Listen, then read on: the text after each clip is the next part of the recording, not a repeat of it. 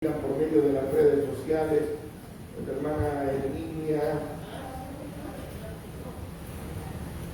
nuestra hermana Rita, que también está en sintonía por medio de las redes sociales, nuestra hermana Norma, los hermanos que nos miran, Norma Gutiérrez, que creo que es desde Aguascalientes, que nos están mirando, ¿no?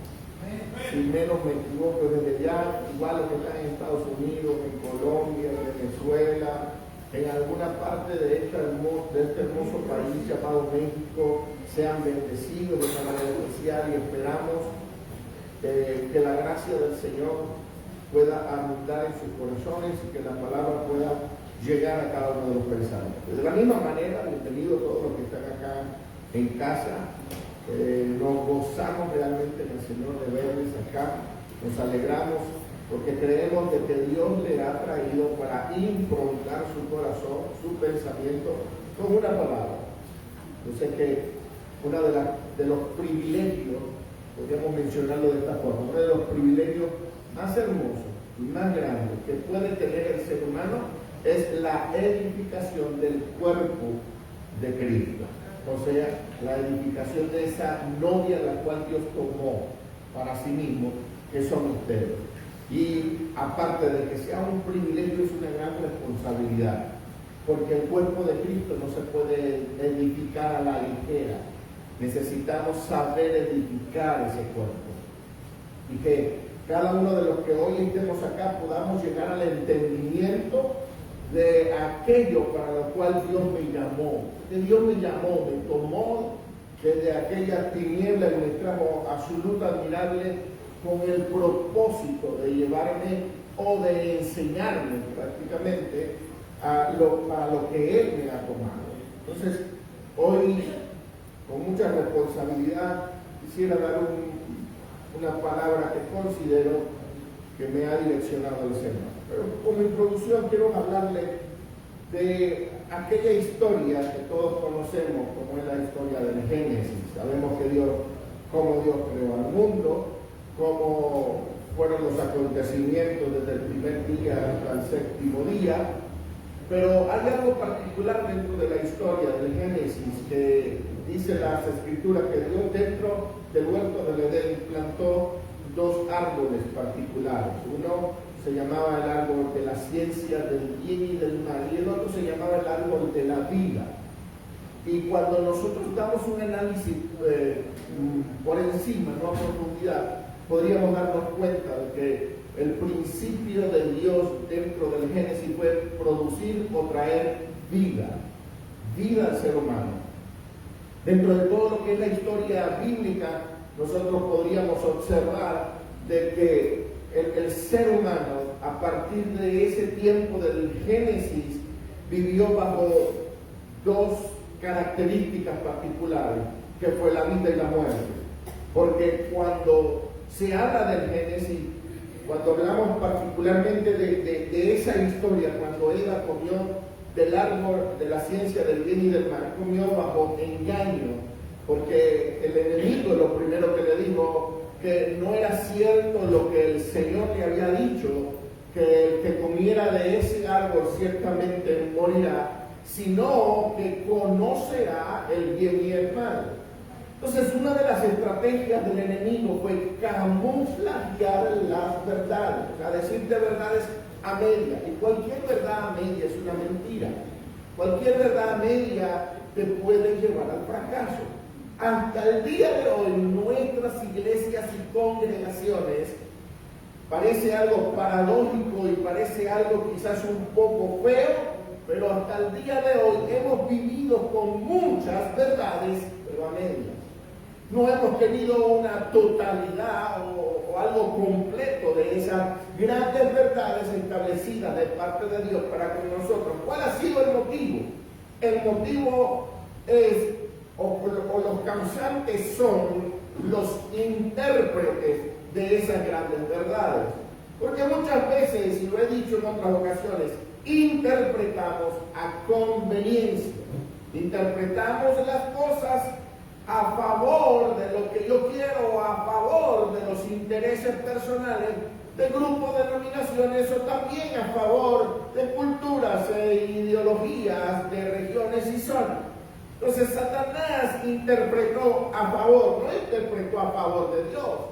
Satanás interpretó la palabra dada por Dios a su favor para engañar a Eva. ¿Qué fue lo que le dijo? Le dijo, es que no vas a morir, sino que vas a conocer el bien y el mal. ¿Y era una verdad eso, que no iba a morir? Sí, era una verdad, pero no era una verdad total. Porque la muerte de la que estaba hablando Dios no era de una muerte física, sino de una muerte espiritual. A partir de ese evento, el ser humano entra en un estado de muerte espiritual y de una decadencia continua. Por lo tanto, lo único que se heredó en el Edén fue una herencia de muerte. Comenzamos a heredar muerte a partir de ese momento. Y me llama la atención el escrito, porque cuando el Señor ve todo lo acontecido y hace los juicios necesarios sobre la mujer, sobre el hombre, sobre la serpiente, Él dice, ciertamente el hombre es semejante a nosotros. Ciertamente. ¿Y en qué era semejante el hombre a Dios? En que podía conocer lo bueno y lo malo, el bien y el mal. Y le dice, para que no llegue más allá, necesitamos hacer algo. ¿Qué hizo Dios? Lo primero que hizo Dios fue cerrar las puertas del Edén. Y dice que colocó querubines en la puerta del Edén. No dice que colocó uno o dos, la Biblia narra diciendo querubines. No sabemos la cantidad exacta de la que Dios puso allá en el huerto del Edén. Y lo segundo fue, y colocó una espada que se paseaba específicamente por un camino. La Biblia lo dice así, por el camino que llevaba al árbol de la vida. ¿Cuál era el temor de Dios, hablándolo de una manera o dándole un título a este asunto? ¿Cuál era lo que Dios no quería que sucediera en el hombre? Que comiera habiendo ya conocido o habiendo ya consumido del árbol de la ciencia del bien y del mal, que también consumiera del árbol de la vida. Porque el árbol de la vida le podía producir o producía una eternidad en el corazón o en la vida del hombre. Entonces imagínese usted una raza o una naturaleza caída eternamente. Era una tragedia que iba a suceder dentro del ámbito de la humanidad. Por lo tanto, Dios coloca querubines y coloca una espada que resguarda el camino hacia el árbol de la vida. Entonces, una de las preocupaciones principales de Dios sobre la humanidad en la vida, esa es una preocupación principal, que el ser humano pueda tener realmente vida. Diga, pero pastor, nosotros estamos vivos. Mucha gente dirá, pero es que nosotros tenemos vida, es que mira, puedo respirar, puedo percibir el mundo. Pero vuelvo a repetir lo que dije hace unos minutos. El ser humano heredó en el huerto del Edén una muerte espiritual.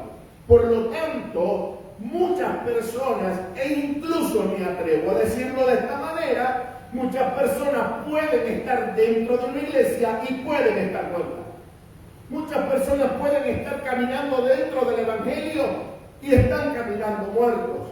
Dentro de Israel, aunque se conocía la ley, aunque conocían al Espíritu Santo de Dios, aunque conocían muchos ámbitos divinos, podían tener una verdad sobre el Dios creador, andaban caminando en muerte. Esto es tremendo, hermano. ¿Por qué? Porque todavía no se había dado lo que Dios había determinado para el hombre, para que él pudiera vivir. Quiero leerte una porción bíblica en el libro de Romanos, capítulo 8, versículo 1. Dice, ahora pues ninguna condenación hay para los que están en Cristo Jesús, los que no andan conforme a la carne, sino conforme al Espíritu. Porque la ley del Espíritu de vida en Cristo Jesús me ha librado de la ley del pecado y de la muerte. Me habla de dos leyes dentro de este versículo. Primero una ley que es de vida y la segunda es una ley de pecado y muerte. La ley de pecado y muerte por la cual fuimos librados nosotros, fue la ley establecida desde Génesis, la que les acabo de mencionar. Una ley establecida la cual el hombre heredó, una ley de pecado que produjo la muerte dentro del ser humano. Pero a partir de ese momento, la planificación de Dios no se detuvo, sino que Dios, sabiendo que el hombre iba a pecar, ya se había provisto de aquel que iba a traer la solución para toda condenación y todo pecado. A partir de allí, dice las Escrituras, que hay una ley. Ahora, esa ley, como todas las leyes, tiene que ser dictada, demandada o hecha con cumplimiento por una persona. Dentro de nuestros hábitos humanos, naturales, hay leyes que fueron establecidas por los hombres, ¿sí o no? Hay una ley que le llamamos la ley de tránsito. Esa ley es una ley establecida por un hombre. Si usted se pasa un alto acá en México, ¿qué sucede si lo ve un tránsito? Lo va a detener y le va a pedir un mordisco, pero le va a pedir que le dé su licencia. Son especulaciones mías, hermano, eso no pasa en México. No, perdonen a aquellos que de verdad se sienten ofendidos por ese asunto. Eso no pasa en México. ¿Qué pasa si dentro de las leyes normales, naturales, establecidas por los hombres, usted trata de quebrantarla? Hay un agente regidor que le va a decir, hey, estás cometiendo una falla, por lo tanto, tu falla, tu delito, lo que has hecho, necesita una retribución. Pero de la misma manera, por el cumplimiento de la ley, tú obtienes beneficios, obtienes protección, obtienes seguridad, obtienes múltiples cosas. Eso es lo que podríamos llamar leyes terrenales, leyes humanas. También conseguimos leyes de la naturaleza o leyes naturales, como por ejemplo la ley de la gravedad. Si usted se lanza de un edificio, usted no es Superman, hermano. Ni la Mujer Maravilla, ni Spider-Man, ni ningún superhéroe que se lanza de un edificio y cae al piso vivo. No, usted se va a matar. Si le dan una pedra en la cabeza, ¿qué le pasa? Nosotros le decimos chichón. ¿Cómo le dicen acá? Igual, le sale un chichón bien grande por la pedra que le metieron. Eso es una ley, hermano. Hay causas y hay efectos de las cosas que nosotros hacemos. Y está la ley del espíritu. Y la ley del espíritu lo que va a producir dentro del ser humano es vida. Eso es lo que produce la ley del espíritu. Cuando yo permito que la ley del espíritu de Dios gobierne mi vida, entonces viene una restauración o viene una renovación de lo que se perdió en el Edén. Que se perdió la vida espiritual que el hombre podía poseer y tener la comunicación permanente para con Dios. Por lo tanto, cuando nosotros recibimos al Señor, lo primero que se establece en nuestras vidas es la ley de vida. ¿En quién? En Cristo Jesús. Esa ley va a producir beneficios para mí. Por lo tanto, yo tengo que saber cuáles son esos beneficios, o yo tengo que comenzar a descubrir dentro de mí esos beneficios. Eso es algo progresivo, no es algo instantáneo, porque cuando usted recibe a Cristo, usted sí recibe vida en Cristo Jesús. Por lo tanto, a partir de allí, progresivamente, usted comienza a desarrollar la vida de Cristo internalizada en usted. Y eso comienza a producir los beneficios necesarios para el llamado que Dios le ha dado. Una de las cosas muy importantes de parte de Dios al traer a Cristo fue darle a entender a la iglesia que Él era vida. Miremos algo particular dentro de lo que es los evangelios. El evangelio que más habló, de la vida fue el Evangelio de Juan. Habló más de 58 veces de la vida. Habló todo lo referente a qué era la vida. Y no dijo que la vida era algo. No expresó a la vida como algo que se podía poseer, como algo que teníamos que luchar para adquirirlo, sino como alguien que es totalmente diferente. La vida no es algo que yo dejo, que yo voto, que yo agarro, que yo pueda comprar o que yo pueda asumir y tomarla. No, la vida es alguien que puede habitar dentro de uno de los que nos hacemos llamar vivos. Entonces, dentro de esa magnitud, el Señor establece, miremos algunos versículos particulares que nos hablan sobre esa vida. Juan capítulo 5, versículo 26 dice: porque como el Padre tiene vida en sí mismo, así también ha dado al Hijo tener vida en sí mismo. Luego primera de Juan capítulo 5, versículo 11 dice: este es el testimonio que Dios nos ha dado vida eterna, y esta vida eterna ¿está en quién? En su Hijo. Si Dios te dio vida eterna, ¿por qué? Porque la vida eterna está en el Hijo. No está en mí por mis cualidades, está en mí por las cualidades del Hijo. Y esto me lleva a lo que siempre le hemos mencionado como iglesia. Nosotros no podemos producir absolutamente nada. Yo no puedo producir santidad. Yo no puedo producir justicia. Yo no puedo producir vida eterna. Todo lo produce el Hijo cuando habita al ser humano. Porque es necesario que nosotros rompamos con aquellos conceptos, con aquellas cantidades de cosas que se han armado para que el corazón del hombre, el corazón del ser humano sea oprimido y viva bajo los conceptos de que hay que sacrificarse, hermano. Usted tiene que, para poder ser santo, usted tiene que ayunar 40 días. ¿No? ¿Quién dijo eso? Usted no es santo porque ayune. Usted no es santo, escúchelo, lo digo con toda responsabilidad. Usted no es santo porque usted ora. Usted es santo porque Cristo le habita. Usted tiene vida eterna porque Cristo le habita. Usted es justo porque Cristo le habita. Y el producto de ser la habitación de Dios es mi oración. Entonces yo oro porque ya se produjo en mí algo. Porque ya yo entro en el entendimiento de que tengo que platicar con mi Padre.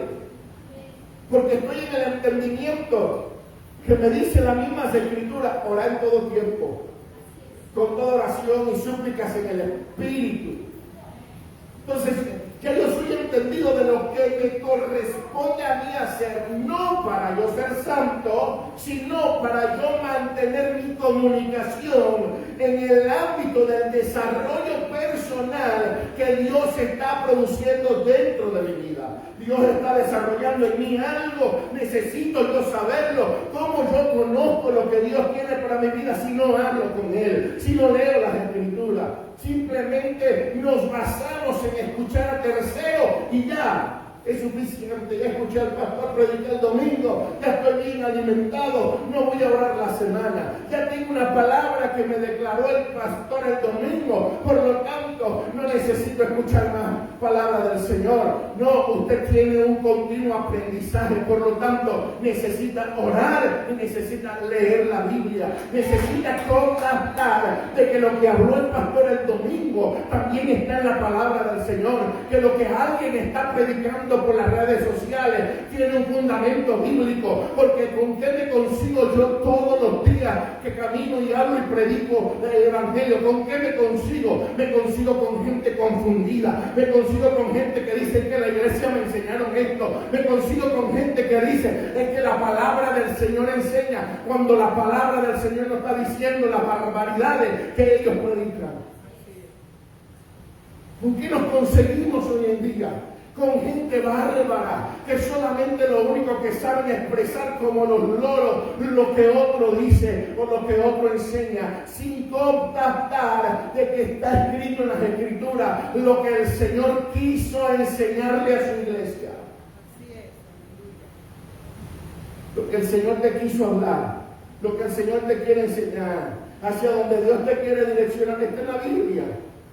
No hay otra. Entonces, dentro de esa misma escritura, el Señor nos enseña, porque como el Padre tiene vida en sí mismo, así también ha dado al Hijo el tener vida en sí mismo. Este es el testimonio de 1 de Juan 5:11, este es el testimonio que Dios nos ha dado vida eterna, y esta vida eterna está en su Hijo. Juan capítulo 17, versículo 3, y esta es la vida eterna, que te conozcan a ti, el único Dios verdadero, y a Jesucristo, a quien has enviado. ¿Cuál es la vida eterna que podemos producir? El conocimiento de que Cristo es el Hijo y que ha sido enviado para nosotros. Ahora, Dios, escúchelo, y lo digo con toda responsabilidad, yo sé que le va a sorprender. Dios no tiene vida eterna. Dios es la vida eterna. Así es, amén, amén. ¿A quién tiene? No. De Él mismo se produjo la vida eterna. No es algo que Él tenga, que Él es eterno. No es algo que Él tenga, es algo que Él es. La cosa es lo que Él es. Como decimos, no, Dios tiene amor. No, Dios no tiene amor. Dios es en esencia amor. Él es amor. Entonces tenemos que saber lo que Él es realmente. Y esos atributos, los cuales son de Él, solamente de Él, nos los permite vivir bajo la vida del Hijo. Yo puedo tener ahora amor porque el Hijo me habita. Yo puedo ahora tener vida eterna porque Él está dentro de mí. Yo puedo ser santo porque ahora Él está dentro. ¿Sí me explico? O sea, todo lo que yo puedo ser, no lo soy porque yo tenga la oportunidad de sacrificarme, de hacer un esfuerzo de más. Miren, no hay esfuerzo humano, no hay sacrificio humano, no hay labor humana que pueda compararse con lo que ya Cristo hizo en la cruz del Calvario. No puedo hacer inválido lo que Cristo hizo en la cruz del Calvario. Entonces, ¿qué es lo que tengo que hacer yo? Permitir que la vida del Hijo se produzca dentro de mí. Y cuando la vida del Hijo se produce dentro de mí, todas las demás cualidades salen a flote solas. Solas, hermanos. Yo no necesito estar detrás de los hermanos. Lo voy a visitar, hermana Marina, la voy a visitar, voy a ver cómo tiene su casa, voy a ver cómo se comporta, voy a ver cómo está el hermano Jo. Yo no voy a llamar, voy a visitarla, voy a ver con quién está viviendo, qué cuadros tiene en su casa, vamos a ver qué es lo que hay de adorno. No. Yo no puedo andar, como lo dije en una oportunidad, como un cazador de brujas, buscando a ver quién peca, quién no peca, quién falla, quién no falla, quién está cometiendo un error. No. ¿Sabe por qué yo no puedo andar en ese asunto? Porque si Cristo no lo convence a usted, si Cristo no lo habita a usted, si Cristo no logra estar dentro de su vida, yo menos, hermano. Yo menos. Yo soy un simple mortal de carne y hueso, que lo único que logra ver es lo que está más allá, ahí más la frente de su nariz. Más allá no puedo ver. Mortal humano. No lo que somos.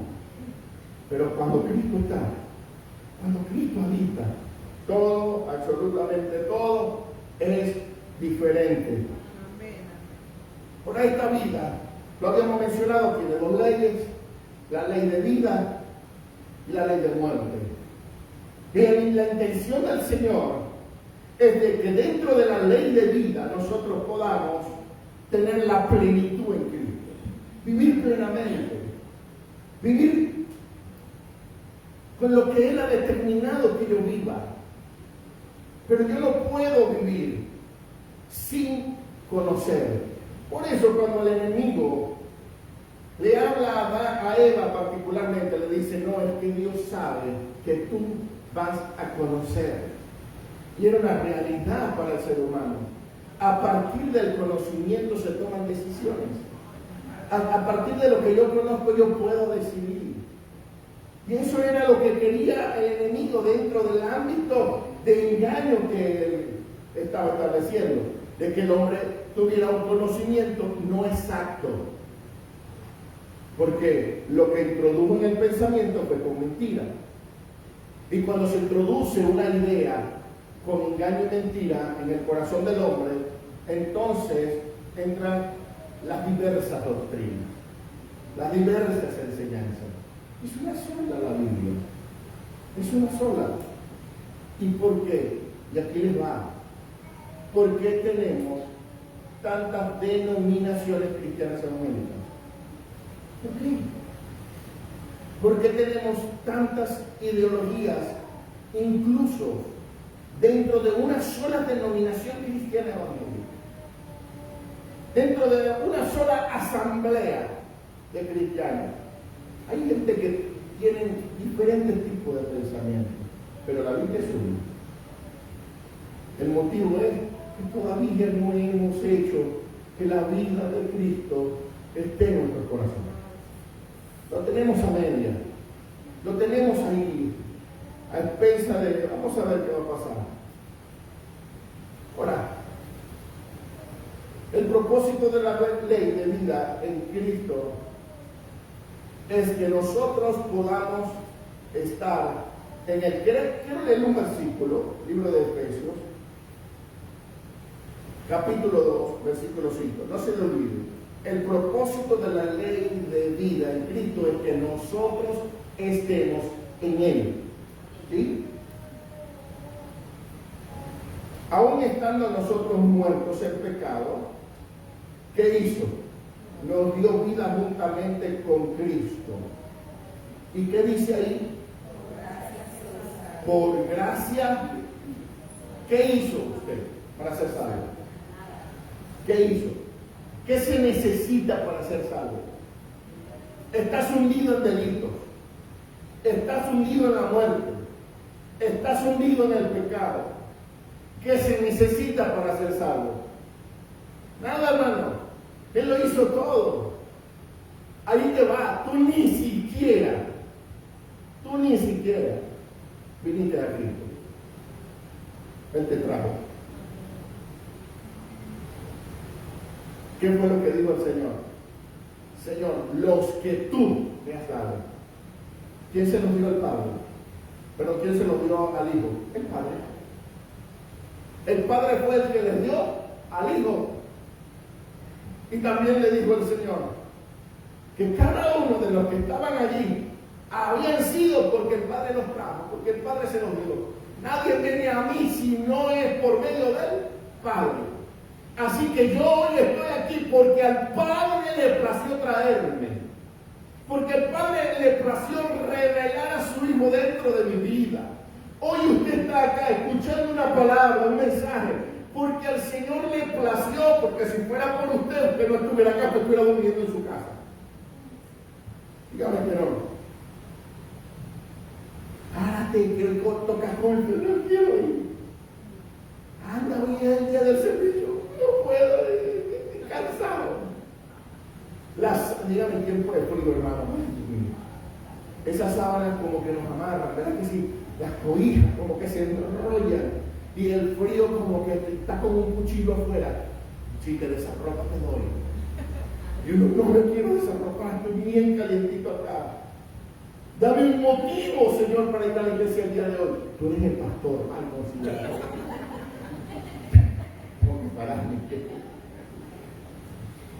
Necesitamos nosotros saber que acá estamos es porque Él le plació traernos.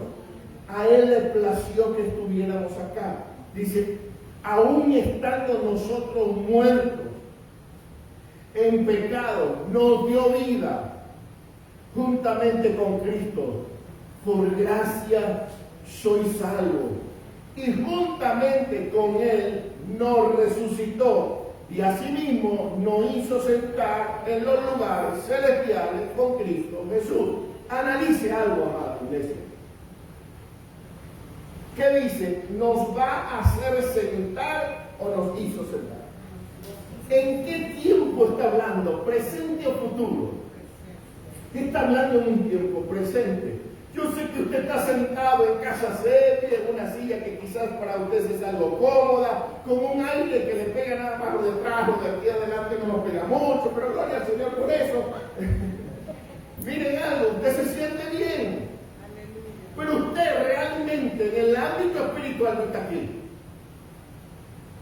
Porque Dios lo posicionó en lugares celestiales con Cristo Jesús.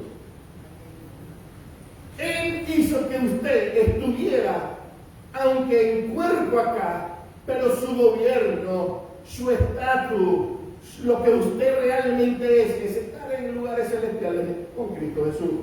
Y juntamente con Él nos resucitó, y asimismo nos hizo sentar en los lugares celestiales con Cristo Jesús.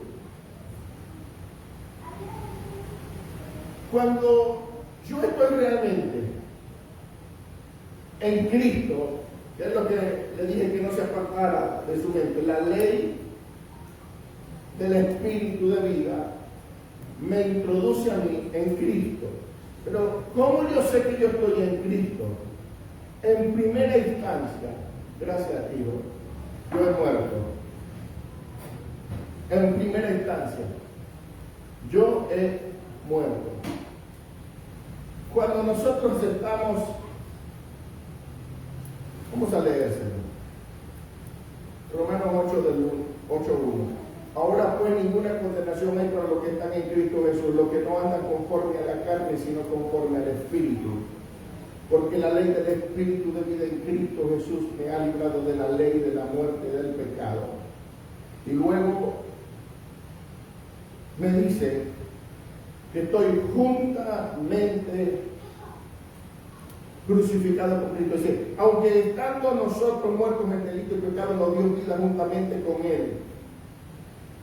Perdón, se me escapó el versículo donde nos dice que estamos juntamente crucificados. Quiere decir que ya yo, mi carne, mi hueso, mi vida está muerta en Cristo. Entonces, cuando yo muero, es el primer principio para saber que Cristo está en mí. Ya no vivo yo, más que mas Cristo vive en mí. O sea que lo que Pablo decía en cuanto a su vivencia, en cuanto a lo que él vivía, que yo estoy muerto, ya yo no puedo vivir yo. El que tiene que vivir ahora dentro de mí se llama Cristo. Entonces se produce no una muerte espiritual. Aquí no estamos hablando de la muerte que ocurrió en el Edén. Aquí estamos hablando de la muerte ¿a qué? A deseos, a placeres, a situaciones que me conllevan ¿a qué? A defraudar a Dios. Cosas que no convienen a santos. A cosas que no convienen a los que servimos a Cristo. Otra de las cosas es que en Él resucitamos. Y no resucitamos como hombres, hablándolo en el término para que me puedan entender, no resucitamos como renovados. No. Es que el Señor me hizo una renovación. Dios no quiere renovar. Téngalo, Dios quiere hacerte nuevo. Una cosa es renovar y otra cosa es hacer nuevo. ¿Sí? Es como el Evangelio, las buenas nuevas. El Señor nos renovó el antiguo pacto. Y eso hay que marcarlo. No es que el Señor vino a renovar el antiguo pacto, no vino a renovarlo, hermano. Cuando se habla del Evangelio, se habla de la palabra kainos. De una palabra la cual dice que es nuevo en existencia. La palabra neo es nuevo en secuencia. Un teléfono que ya fue fabricado, si se saca otro teléfono, por supuesto, si yo lo compro, lo voy a comprar nuevo, neo, nuevo. Pero es nuevo en existencia, ya existía antes. ¿Por qué? Porque yo tengo un teléfono. Yo tengo, ¿cómo que se llama mi teléfono? Yo tengo un King Kong. Ya mi King Kong, si yo saco otro y compro otro King Kong, entonces ese teléfono no es nuevo en kainos, es nuevo en neo, porque hay una secuencia de ese teléfono, sea Samsung, lo que sea.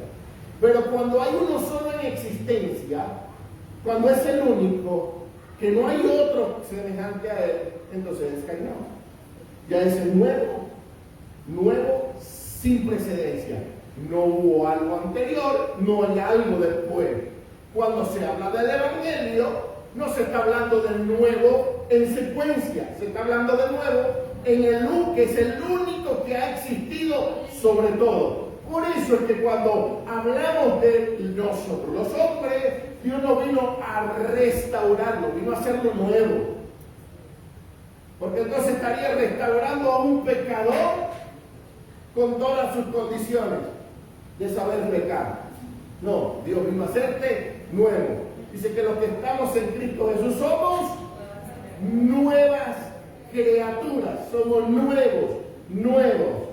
Las cosas viejas pasaron, he aquí todas son hechas nuevas. Y eso es lo nuevo de Dios para nosotros. Porque ya yo no puedo vivir con mi vida pasada. ¿Por qué? Porque ya está muerta. Por lo tanto, ya está muerta. A partir de ahí yo tengo que vivir en lo nuevo. Pero lo nuevo solo se produce permitiendo que Cristo gobierne en nosotros. Mira cómo dice Romanos 8:19. Porque el anhelo ardiente de la creación es el aguardar la manifestación de los hijos de Dios. ¿Qué anhela la tierra? ¿Cuál es el anhelo ardiente de esta creación? Que haya una manifestación. Pero ¿quiénes son los que se tienen que manifestar? ¿Quiénes son los que se tienen que mostrar? Los que verdaderamente son hijos. Y los hijos se van a manifestar solamente teniendo a Cristo adentro, hermano. Usted no es santo si no tiene a Cristo. Usted no es justo si no tiene a Cristo. Usted no es eterno si no tiene a Cristo. Usted no es hijo si no tiene a Cristo. La única identidad que reconoce el Padre en la tierra es la identidad de su Hijo. Por eso Él murió en la cruz. Lo explico brevemente y concluyo con esto. ¿Por qué murió en la cruz Cristo? ¿Por qué? Él vino en cuerpo de hombre. Dice la Biblia 100% hombre. En un cuerpo que le colocaron un nombre. ¿Cuál fue el nombre que le colocaron? Jesús. Jesús, denominado varón judío. Jesús no podía estar dentro de la gente. No. Entonces Él va a la cruz para despojarse del caparazón que lo revestía llamado Jesús. Para resucitar como el Cristo. Y cuando Él muere, se despoja de su cuerpo mortal y se levanta en un cuerpo incorruptible. ¿Para qué? Para poder estar dentro de cada uno de nosotros. Antes de la cruz no podía, después de la cruz sí. Y después de la cruz, ahora Jesús, que es Cristo, puede habitar una vida. Porque se despojó. Por eso murió. Murió, se despoja y dice: yo cumplí. Todo el peso de la ley, todo el peso de lo que el hombre tenía que cumplir, ahí está en esa vestimenta. Ya esta vestimenta la cumplió, la dejó clavada en la cruz y ahora salgo victorioso para habitar las vidas que no necesitan pagar lo que yo pagué allá arriba. A partir de ahí tenemos que ser entendidos, hermano. No, yo no puedo vivir martirizándome por cosas insignificantes. Escuchaba el testimonio, yo creo que a muchos nos pasa esto. Escuchaba el testimonio de un predicador que en una ocasión, por errores de él, cierra la puerta de su vehículo y deja los deditos de su hijo ahí apretados. Y en lo que se da cuenta, abre rápidamente la puerta y él con mucho dolor le decía y le gritaba: perdóname, hijo, perdóname, hijo, perdón. ¿Quién no lo haría? Si usted, por algún error, maltrata a su hijo. Y dice el predicador, y yo le pedía perdón, a mi hijo, y mi hijo le decía así: papá, te perdono, no pasa nada. Y luego le dice, pone las manos en la puerta y le dice: dame un portazo. Por favor, dame un portazo. ¿Por qué le pedí un portazo? Dice: papá, yo no te voy a romper tus dedos, no soy tan torpe como para romper los dedos. Entonces, ¿qué era lo que podía calmar su conciencia? Un puertazo. Nos pasa igual a nosotros para con Dios. Lo mismo nos pasa. Porque incluso habiéndonos Dios perdonado, seguimos pidiéndole un puertazo a Dios. No, Señor, perdóname. Dame un puertazo, Dios, dame un puertazo. Y bajo ese concepto nosotros creemos que los puertazos de Dios son por causa de nuestros pecados.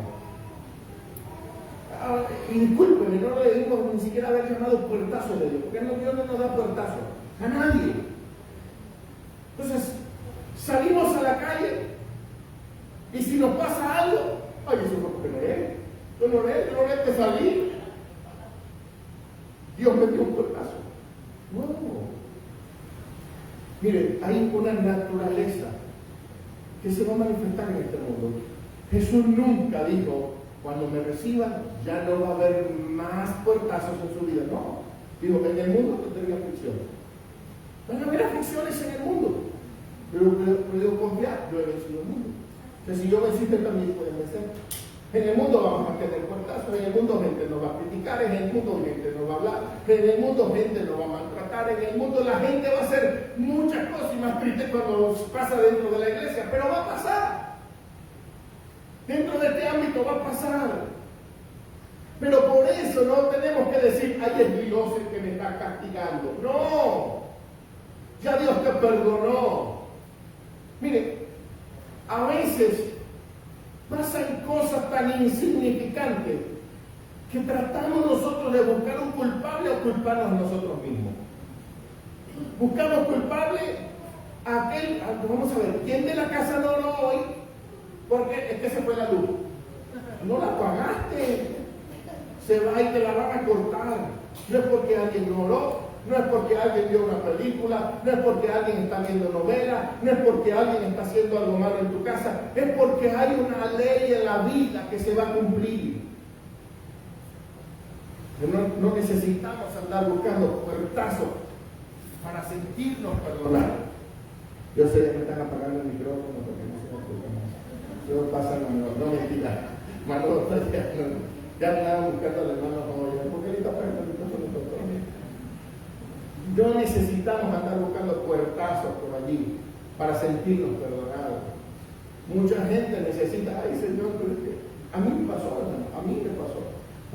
Y se lo conté en una ocasión, yo usaba, cuando joven, usaba una gomita negra, mi cadena, una gomita negra, algunos anillos, y por la conciencia de eso es esclavitud, hermano. Eso es una esclavitud. La Biblia dice que si usted usa un anillo, está esclavizado al mundo. Y esa pulserita que carga allí, se las sacábamos a las tapitas de los Herbert. Ellos en Venezuela le decimos compotas.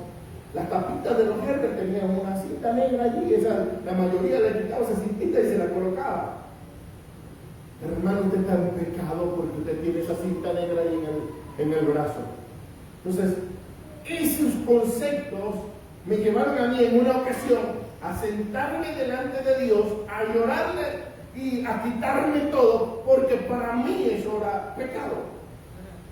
Trataba de justificar su gracia con las cosas que yo me quitaba. Dios no necesita que tú te quites algo para darte la gracia. Ya tú estabas muerto.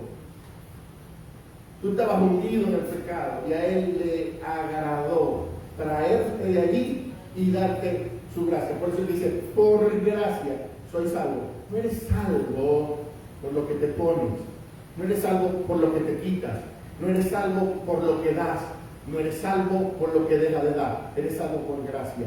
Todo lo demás es producto de Cristo dentro de uno. Eso tenemos que entender. Todo lo demás, yo no doy para ser bendecido, yo doy porque ya el Señor me bendiga. ¿Me explico? Yo no amo a la gente. Porque es que voy a esperar que Dios me ame. No, ya Él me amó. Por eso se produce en mí. Entonces, todo lo que yo soy, hago y doy es porque hay alguien que está dentro de mí produciendo lo necesario. Y es Cristo en nosotros. Conclusión. Sin Cristo no somos nada. Con Cristo somos todos. Todo lo que sentimos en esta.